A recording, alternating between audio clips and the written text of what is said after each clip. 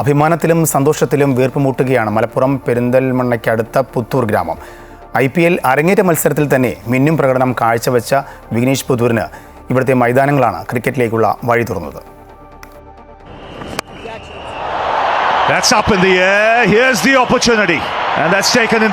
കാൽപന്തിന്റെ നാട്ടിൽ നിന്നാണ് ക്രിക്കറ്റ് ലോകത്തെ പുതിയ താരോദയം.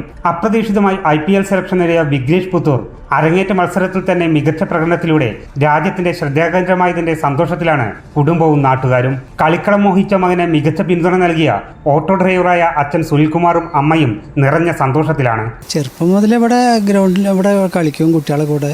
പിന്നെ പെരിന്തൽമണ്ണ വിജയൻ സാർ ക്യാമ്പിലാണ് കൊണ്ടാക്കി. അന്ന് 12 വയസ്സാണ്.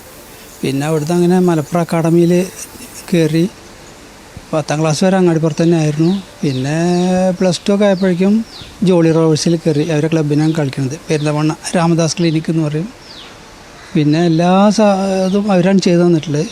പിന്നെ അവരുടെ ഫുൾ സപ്പോർട്ട് അവരാണ്. കളിക്കുള്ള എല്ലാ പ്രശ്നവും ഞാൻ പഠിച്ചിട്ടില്ലെങ്കിലും കളിച്ചാൽ മതിയെന്ന് പറയാൻ കാരണം രണ്ടും കൂടി ഒരുമിച്ച് കൊണ്ടെടുക്കാൻ കഴിയില്ല അറിഞ്ഞു. അപ്പോൾ പിന്നെ എന്നാൽ കളി മതി, പഠിത്തം പിന്നാക്കാക്കാം.